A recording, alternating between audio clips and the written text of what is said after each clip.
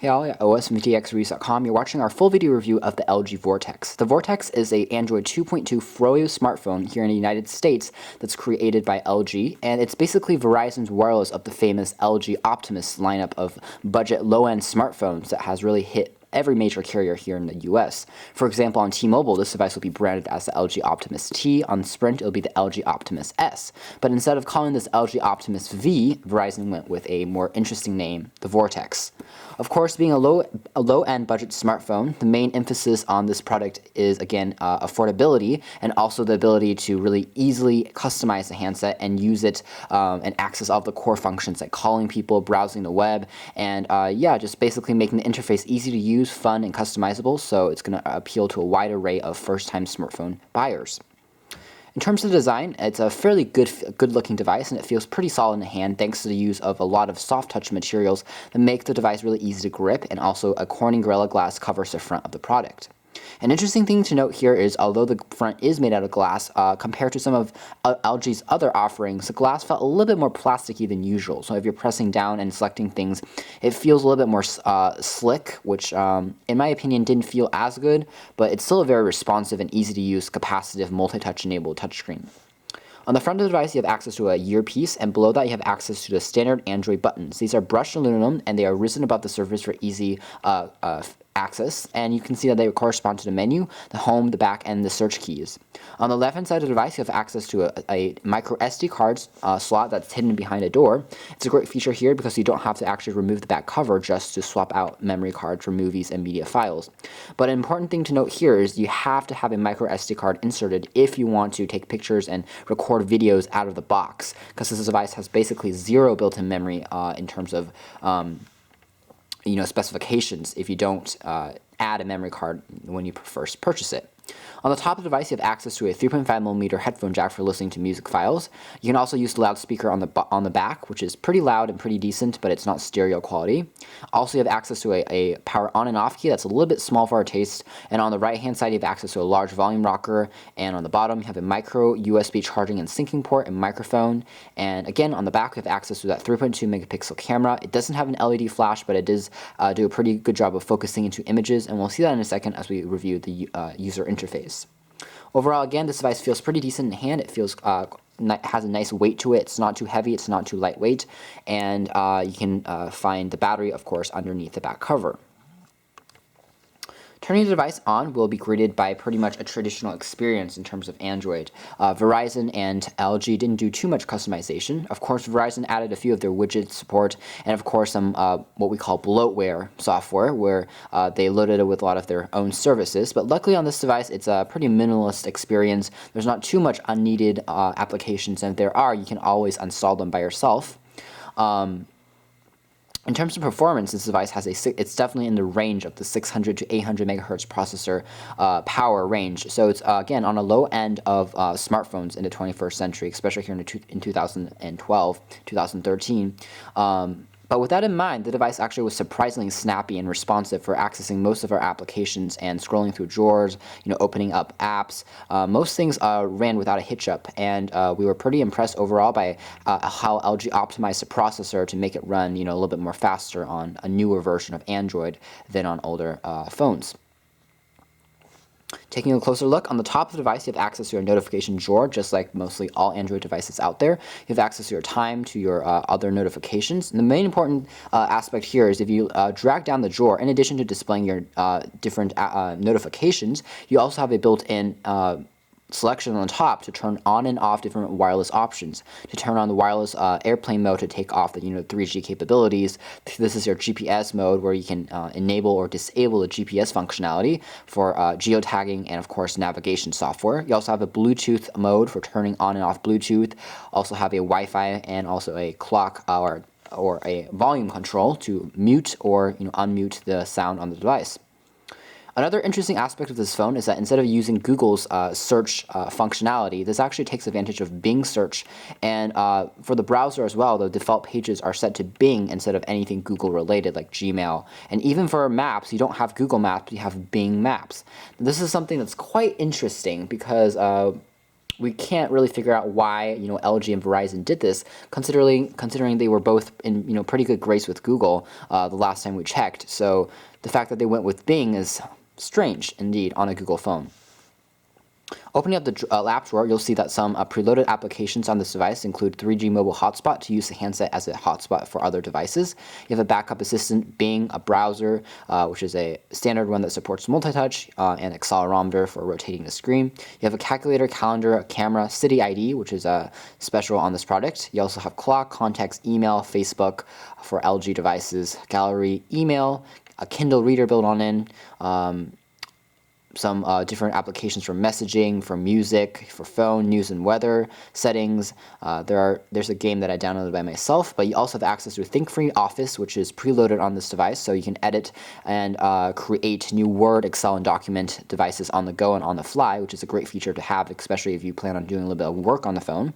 You also have Google Talk, Twitter for LG, Vcast videos, Vcast tunes, Vcast music, Vcast apps. These are all dedicated Verizon stuff.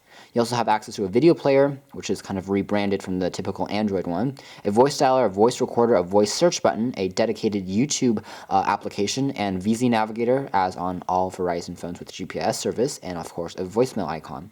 So overall, out of the box, you do have a large array of functionalities and features that you can start, playing around with. You don't have to install anything more, basically, to get, reading some ebooks, downloading some applications, taking pictures, and calling people. It's all there, which is something that's fairly nice from this manufacturer. Looking at the experience, you can see that you can also add new home screens by will, and holding down again on a blank area of the home screen will allow you to either change the wallpaper or add more widgets. This device does support live wallpaper, so if you click on that, you can see you have a large selection of those. For example, if I wanted to do the Nexus theme, like on the Google Nexus One, I could set that wallpaper, but be warned it's going to drain the battery a little bit faster, and you can see that it runs fairly snappy and responsive, which is again pretty surprising for the slower processor on this product. Otherwise, the device also has a built-in weather widget that comes preloaded and also doubles as the time, and it's a pretty interesting little widget that, again, Verizon installs for you out of the box. In terms of using Bing to search things, in our opinion, it wasn't as good as using the Google search functionalities, but overall it still does a pretty good job. You'll also notice here that instead of using the standard Android keyboard, LG has made the Vortex come preloaded with the swipe keyboard, and as a result, inputting text is just a little bit more snappier and more responsive, especially since the screen here is on the smaller side at 3.2 inches. However, if you want to, you can use accelerometer and rotate the screen to a larger and more responsive view, the horizontal view, so you can type and input messages faster. Like if I wanted to input something, I could see search New York Times. I would do new, and then I could type it as well, New York, and then Times. And didn't input it there, so let's do that again. Times. There you go, and we can search that using Bing.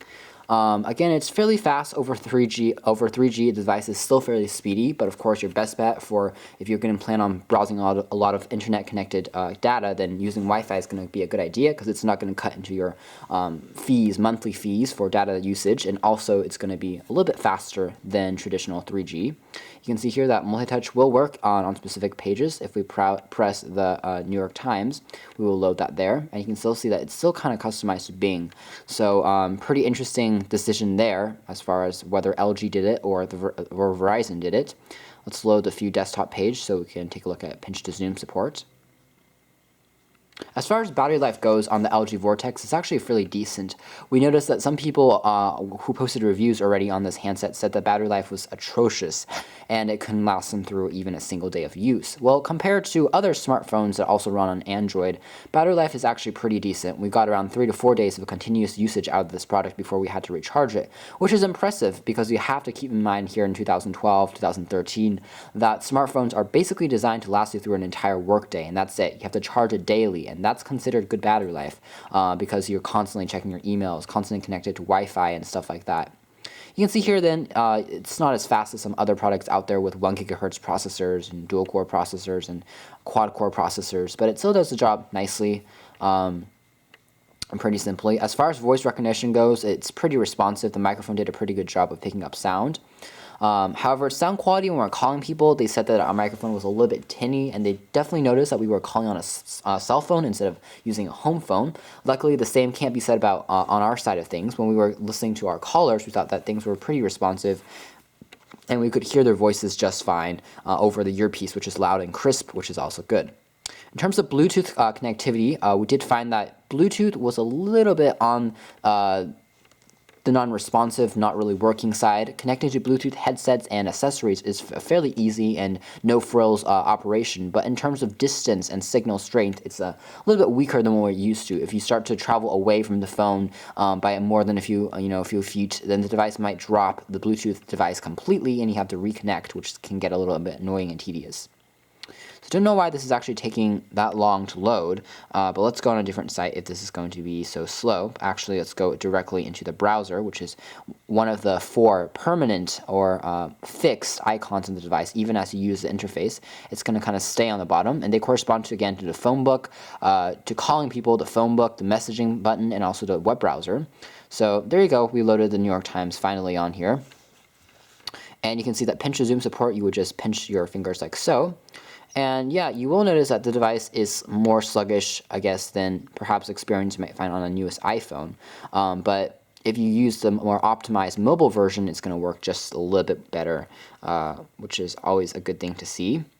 And for example, let's go to something else. Let's go to Google. Google.com. This should load pretty fast, hopefully. And you can see that the regular browser is just a regular one. It hasn't been customized with Bing shortcuts and stuff like that. It's entirely just by Google and Android. So this is actually just my preferred web browsing experience. Bing is good, but their category and their library of content when I'm searching is not as large as Google, and so it's kind of hard to jump back and forth between the 2 different search engines and systems, especially if I'm using email with, again, Gmail. Then I don't want to go into a Bing service and have to flip-flop and switch stuff and create new accounts. Again, our Wi-Fi signal might be on the lower side. That's probably why, again, we only have 1 signal bar out of 3 as far as Wi-Fi connectivity goes, so it's not going to be the strongest, of course, for web browsing at the moment. You can see that the LG Vortex also has an ambient light sensor hidden on the top of the device, so it automatically adjusts the screen's brightness in case you don't want to do that. And yeah, right now we're pretty far away from the router, which is probably why this thing is getting so sluggish and slow. But you can see that things work pretty well if I want to zoom in and out, especially on less complicated pages. And after the page fully loads, the experience is still fairly responsive, and the capacitive touchscreen works pretty decent on this handset. Taking a look at some other core features, for example, the camera, there isn't a dedicated camera shutter key, which is something that I actually really miss on this phone. Because I was previously using a lot of handsets that had dedicated camera shutter buttons. This one that didn't was quite a surprise for me. So if we want to take an image of this, we would have to insert an SD card first, but let's take a look at the different terms of customization features. By tapping the screen once, you can bring up this drawer on the side. Tapping on the first button allows you to zoom in and out of the photos. And on this one is actually the contrast for making the device for pictures brighter and less vibrant. You can also change the resolution of this device from VGA, QVGA, and also QCIF, which is actually the highest resolution available on this device. So by selecting back and forth between which is actually the lowest resolution feature on this device. So by selecting between these modes, you can also pretty easily select and swap those functionalities. You also have a large array of different options for shooting in the best conditions appropriate, like at night or in smart modes, and settings will bring you more settings in terms of video quality, audio recording capabilities, and so LG did a pretty nice job there. You also have a battery indicator directly on here, so you won't be astonished when the battery suddenly dies on you when you're recording video. It's all there, so it's predictable. You can also record video by pressing that video icon. Overall, the device is a pretty solid and responsive smartphone, in our opinion. It does a pretty nice job of handling most tasks, and especially if you are a first-time consumer looking for a basic smartphone to get started, I think the LG Vortex would be a great buy because it's inexpensive, it functions well, and it's pretty solid and responsive. Didn't have too many issues with this device at all. So if you're looking something with a lot of functionalities in terms of radio, web connected services, this is a good way to go because again, you have a lot of support from Verizon and a lot of different applications that you can play around with out of the box. And Yeah, overall, it was surprisingly more decent than what I expected from the price point would suggest for an Android smartphone. And the LG Vortex, again, it's a pretty interesting device. If you're looking for, again, a no-frills Android smartphone on Verizon wireless service, and you do really want to spend a very minimalist amount of money on getting a contract device, then perhaps the LG Vortex will be the handset for you. Otherwise, if you're looking for a GSM device, go ahead and look at the LG Optimus T for T-Mobile or the LG Optimus for AT&T service. Those are all very solid options. Thanks for watching this review here at os and vtxreviews.com, and we hope that this was informative for you. Thanks for watching.